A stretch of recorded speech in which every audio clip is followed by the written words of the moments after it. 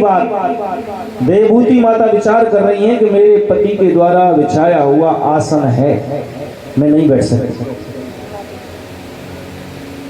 मेरे होने वाले पति हैं, मेरा हाथ इनके हाथ में देने वाले हैं मेरे पिताजी। विचार किया अगर नहीं बैठूं तो पति के बिछाए हुए आसन का अपमान होगा और बैठती हूं तो मर्यादा भंग होगी। क्या करना चाहिए? दाहिना हाथ आसन पर रखा और जमीन में बैठ गए। कर्दम ऋषि बड़े प्रसन्न हुए। गुण कर्म तो देखना चाहिए, बड़े प्रसन्न हुए। कर्दम ऋषि ने रीति रिवाज के अनुसार विवाह देवभूति से किया। मनु और शत्रुपा अपनी बेटी का कन्यादान करने के बाद अपने आश्रम पर चले गए, अपने महल में चले गए। महाराज देवभूति मैया कर्दम ऋषि के पास रुकी। एक ही झोपड़ी है, उसी में मेंढक रहता है, उसी में चूहा रहता है, उसी में सर्प रहता है। माता बोली ये क्या है आपके देखो भवन में क्या है? कर्दम जी बोले ये सब हमारे साथी हैं, ये इस कुटिया को अपना मानते हैं, ये सर्प भी अपनी मानता है तो यहीं रहता है, ये चूहा भी मानता है अपनी। कहने का मतलब यह है कर्दम ऋषि के आसपास जहां कर्दम ऋषि रहते हैं किसी के भी बैर भाव नहीं है। न सांप चूहे को मारता है, न मेंढक को मारता है, न शेर गाय को मारता है, बकरी को मारता है। एक घाट पर पानी पीते हैं। किसी से कोई बैर की भावना पशुओं में नहीं है। मनुष्य की बात तो अलग, मनुष्य तो पशुओं में भी बैर की भावना नहीं है।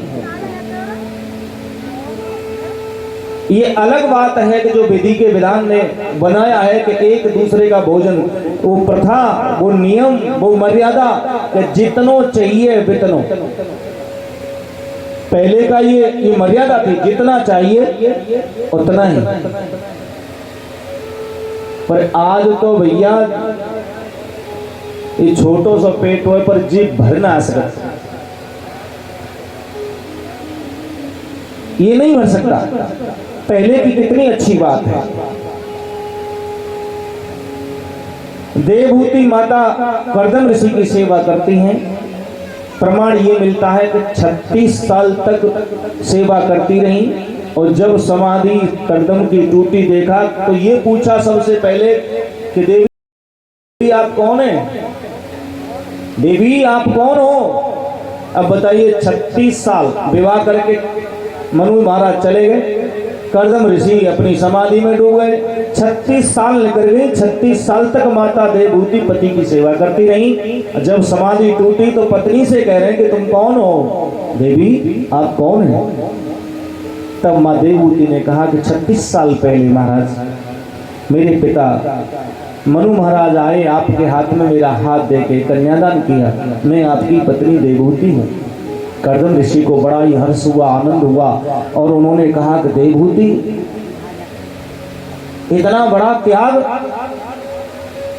तो महान हो, अब बताइए मैं क्या करूं? वो बात याद आई। कर्दम ऋषि ने जब विवाह किया था तो एक शर्त रखी थी कि एक बेपुत्र पैदा हो जाएगा तो मैं तपस्या करने चला जाऊंगा। एक पुत्र, केवल एक पुत्र करने के बाद भजन में लग जाऊंगा, फिर मेरी कोई गारंटी नहीं। माता देवभूति भी प्रसन्न थी कि ऐसे संयमी पति की आवश्यकता है, ऐसे तपस्वी हैं मेरे पति देव। वो बात याद आ गई महाराज। माता देवभूति बोली कि 36 साल निकल गए, कोई संतान नहीं हुई महाराज। कर्दम ऋषि ने संकल्प किया, अपने आसपास इतना सुंदर जंगल कर दिया महाराज। तालाब, बड़े सुंदर सरोवर, तालाब, बाग, बगीचे और घूमने के लिए बड़ा अच्छा सुंदर विमान। ये ऐसे ऋषि थे जो सृष्टि रचने में भी समर्थ थे। संकल्प से एक सृष्टि पैदा की और वहां 100 साल तक कर्दम और माता देवभूति ने विहार किया। इतने लंबे समय में 9 कन्या पैदा हो गई, पुत्र नहीं हुआ, 9 कन्या पैदा हो गई। जब 9 कन्या पैदा हुई तो कर्दम ऋषि बोले कि अब तो मैं जंगल के लिए जाना चाहता हूँ। देवभूति माँ ने कहा कि एक बेटा की शर्त थी पतिदेव, अभी बेटा तो भयो ना, आप कैसे जा सकते हो। तो कर्दम ऋषि ने कहा कि देखो मैं आपको बताता हूँ विधि। वो विधि माता देवभूति को समझाई और कहा कि आप इस व्रत का पालन करें और मैं वरदान देता हूँ कि स्वयं जगत के पालनहार भगवान नारायण ही आपके गर्भ से आएंगे। और फिर समय के अनुसार ऐसा ही हुआ। और सज्जनों, कपिल भगवान के नाम से स्वयं भगवान ही प्रकट हुए। बोलिए कपिल भगवान की जय। कपिल भगवान के नाम से प्रकट हुए। छोटी सी अवस्था है, छोटी सी अवस्था है, और छोटी सी अवस्था में ही पिताजी को उपदेश किए जा रहे हैं। पिताजी तो जंगल को चले गए कि मैं तो प्रणाम करता हूं, जंगल को चले गए। माता देवहूति कहने लगी मैं जानती हूं कि तुम भगवान हो। सामने सिंहासन रख दिया, छोटा सा भगवान को स्थापित कर दिया और कहा कि वैसे मेरे तुम पुत्र हो, पुत्र रूप में हे परमात्मा, हे भगवान, मेरा जिस प्रकार कल्याण हो सके वो मुझे बताइए। माता देवहूति ने भी इस जीव की गति का वर्णन पूछा कि क्या होता है, कैसे होता है। कपिल भगवान भी यही समझा रहे थे कि संसार मरने वाला है, सब आते हैं चले जाते हैं। माता किसी का भी कोई शोक नहीं करना चाहिए और कोई चिंता नहीं करनी चाहिए, ये सब समझा रहे थे। सांख्य शास्त्र का उपदेश किया है। माता यही पूछ रही हैं और उन्होंने बताया कि देखो माँ, मैं आपको बताऊं, जब इस सृष्टि में जीव पैदा होता है, इस जीव की क्या गति होती है और कैसे कैसे आता है। जब हम तुम पैदा होते हैं वो सब बताने लगे।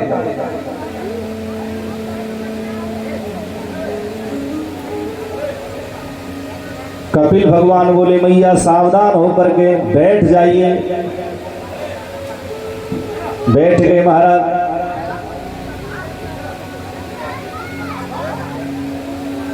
आसन लगा करके माता बिल्कुल सावधान परीक्षित की तरह बैठ गई हैं और कहने लगी कि मेरा जिस विधि से कल्याण हो वही बताइए। इस जीव की कैसी गति होती है। प्राणी मात्र के बारे में माता देवहूति ने पूछा। कपिल भगवान बोले कि माँ, जब ये जीव माँ के गर्भ में आता है इसकी स्थिति क्या होती है।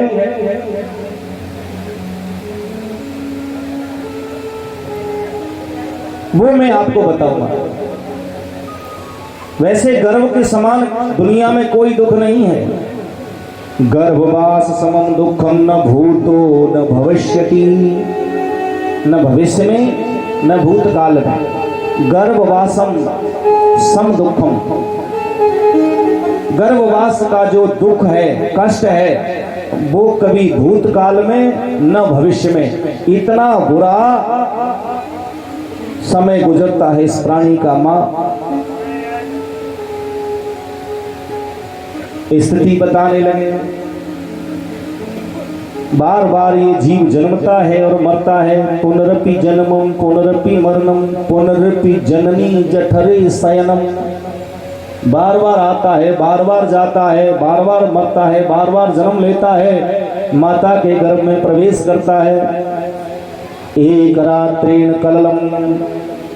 माँ जब पिता के द्वारा इस जीव की स्थापना होती है माता के गर्भ में, तो एक रात के बाद कलल रूप हो जाता है और दो रात्रि में ये बेर के समान कंदुक माने कंदुक के समान, बेर के समान हो जाता है।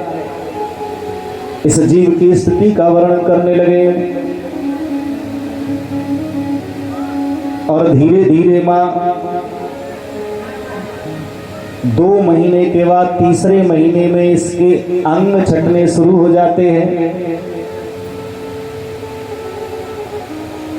सिर निकल आता है। इसी प्रकार इसकी जब पूरी आकृति बन जाती है माँ, धीरे धीरे 7वां महीना लगता है। 7वें महीने में ये जीव अपने आप छटपटाता है और ऐसा लिखा है कि पूर्व जन्म का पूरा ज्ञान इसे होता है। फिर माता के गर्भ में प्रार्थना करता है, परमात्मा से,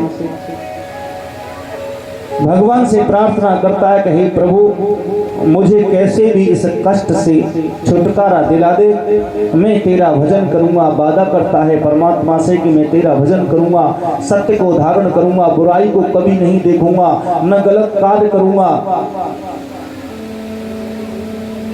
उस नरक में पड़ा हुआ मैं माताओं से निवेदन करता हूं, जब गर्भ के समय जो माताएं हैं, बहुत सी माताएं ऐसा होती हैं इन्हें पता नहीं होता कि हम क्या खा रहे हैं, क्या पी रहे हैं। वास्तविक इस कथा को सुन लो, कपिल भगवान की कथा माता देवहूति को जो समझाई है, घर में रोजाना पढ़ो आप, फिर समझो और देखो कितनी गति होती है इसकी। बहुत सी माताएं उसी समय पर मंगाएंगी कि मेरे लिए चटपटा चटपटा पानी की टिक्की लेकर आओ, खटाई लाओ, ये लाओ, वो लाओ। वो इतना कष्ट झेलता है वो जीव जिसे तू प्यार करती है माँ। इस बच्चे को तू इतना प्यार करती है, वो तेरे घरों में इतना कष्ट पाता है, इतना कष्ट पाता है। भगवान से प्रार्थना करता है, उसे कुछ दिखाई नहीं देता। कभी भी आप ऐसा कुछ अपना खान पान न बनाएं जिससे आपके होने वाले बच्चे को कष्ट हो। कम नमक मिर्च वाला भोजन लें, सात्विक, दूध का ज्यादा प्रयोग करें, ऐसा फल खाएं जैसे केला है, सेब है, ऐसा फल खाएं, उस बच्चे को कोई कष्ट ना पहुंचे। गरम गरम चाय न पिए, उसके शरीर पर दाग पड़ जाते हैं महाराज, वो जलता है अंदर। न ज्यादा ठंडा खाएं न गर्म खाएं। भगवान बोले माता इस जीव की ऐसी दुर्दशा होती है और ये प्राणी बार बार भगवान से विनती करता है, प्रार्थना करता है कि हे प्रभु मुझे एक बार इस नरक से छुटकारा दिला दो, मैं तुम्हारा भजन करूंगा। और भगवान मान लेते हैं, चलते कितनी बार वादा कर चुका है। और जैसे ही जन्म लेकर के बाहर आया, बाहर आता है महाराज, बाहर आकर के जिसे जैसी संगति मिलती है ऐसे समाज में ये ढलता है, पलता है। बालक ब्रह्म स्वरूप होता है, उसे कुछ पता नहीं है, न किसी की बुराई से मतलब है, न अपने पराये से मतलब है। बालक बिल्कुल ब्रह्म स्वरूप होता है उसे तो हम बुराई और भलाई सिखाते हैं, उसे पढ़ाते हैं। जैसी संगति में उसे रखेंगे उसमें गुण वैसे ही चले जाएंगे, वैसा ही वो हो जाएगा। आप देख लो, अच्छे घर के बच्चे कॉलेजों में जाते हैं पढ़ने के लिए और वहां संगति पहले से ही इतनी बिगड़ी हुई है कि वो अच्छा बच्चा भी वहां सिगरेट पीने लग जाता है, बियर पीने लग जाता है, उसी संगति में होटल में जाने लग जाता है। वो भी नहीं समझता कि मेरे पे मैं किसी से कम हूं, बिगड़ जाती है सब। शिक्षा का स्तर ऐसा हो गया है महाराज। परीक्षित सुखदेव जी कहते हैं जब भगवान कपिल माता को इस प्रकार का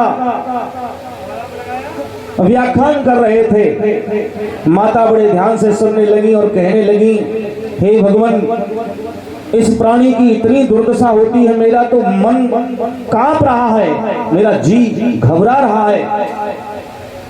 माँ यही दशा होती है, केवल जन्मता है और मरता है, जन्मता है और मरता है। जब नरक में पड़ता है तो भगवान का भजन करता है और जब अपने समाज के द्वारा अपने आप जीने की कला सीखता है तो फिर किसी को ये नहीं मानता न गिनता है, फिर अपने आप को मानता है, जो कुछ हूं वो मैं हूं और कुछ नहीं करता।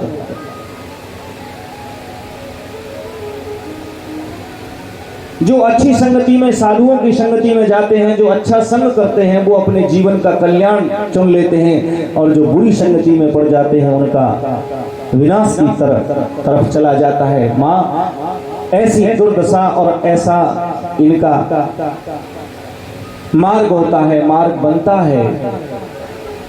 एक भेड़ के बच्चे होते हैं, और भेड़ के बच्चों में, भेड़ के झुंडों में एक शेर के नवजात शिशु को छोड़ दिया जाए और वो उस झुंड में ही रखा जाए, बड़ा होगा तो केवल मैं करेगा, वो सिंह की तरह दहाड़ नहीं सकता, क्योंकि उसे संगति जो मिली है वो केवल वही मिली है, उतना ही कर सकता है।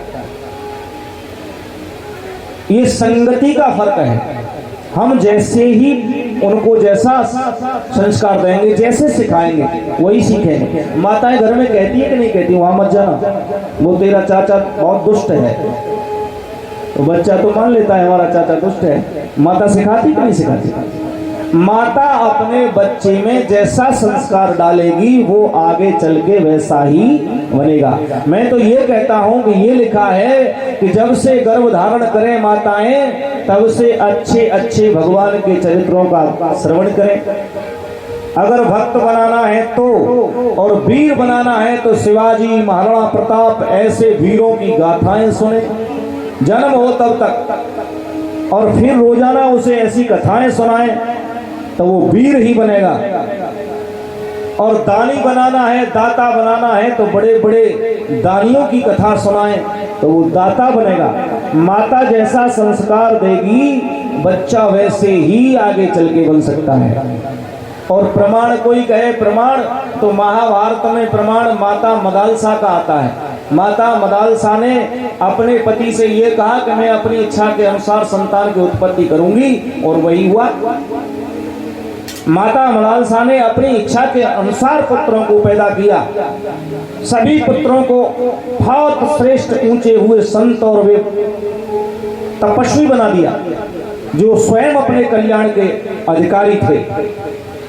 जब राजा ने विनती की बड़े अनुग्रह पर कि राजकाज के लिए एक वीर पैदा कर लो, तो मदालसा ने एक वीर पैदा किया। ये शुरू से ही, और जब तक बच्चे का संस्कार, नामकरण संस्कार ही होता है, तब तक बच्चे में संस्कार डालने पड़ते हैं, गुण डालने पड़ते हैं, तब जाकर के वो बनता है।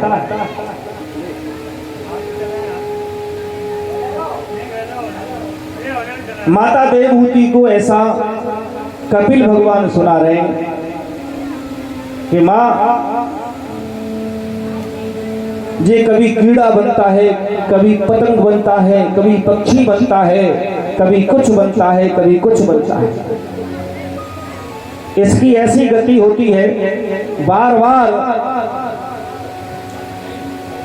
माया के चक्कर में पड़ा हुआ बस यहीं तक सीमित हो जाता है और फिर कुछ नहीं करता। तेरी बीती रे उमरिया भैया भजन बिना तेरी। कर्दम ऋषि ने 3 आसन बिछाए, मनु महाराज, शत्रुपा और देवहूति तीनों आश्रम पर पधारे हैं। तीनों के लिए 3 आसन बिछाए। देवहूति माता विचार कर रही हैं कि मेरे होने वाले पति हैं, इनके हाथ का आसन बिछा हुआ है, मैं कैसे बैठ सकती हूँ? नहीं बैठ सकती। ये सतयुग की प्रथा है। आजकल की प्रथा देख लो, बिस्तर लगा दी ना, तकिया टेढ़ी है, सूदी कर दो या पंखा चलाओ दो। अगर न सुनने का क्या बात है। पहले की बात, देवहूति माता विचार कर रही हैं कि मेरे पति के द्वारा बिछाया हुआ आसन है, मैं नहीं बैठ सकती। मेरे होने वाले पति हैं, मेरा हाथ इनके हाथ में देने वाले हैं मेरे पिताजी। विचार किया, अगर नहीं बैठूं तो पति के बिछाए हुए आसन का अपमान होगा, और बैठती हूं तो मर्यादा भंग होगी। क्या करना चाहिए? दाहिना हाथ आसन पर रखा और जमीन में बैठ गए। कर्दम ऋषि बड़े प्रसन्न हुए। गुण कर्म तो देखना चाहिए। बड़े प्रसन्न हुए। कर्दम ऋषि ने रीति रिवाज के अनुसार विवाह देवहूति से किया। मनु और शत्रुपा अपनी बेटी का कन्यादान करने के बाद अपने आश्रम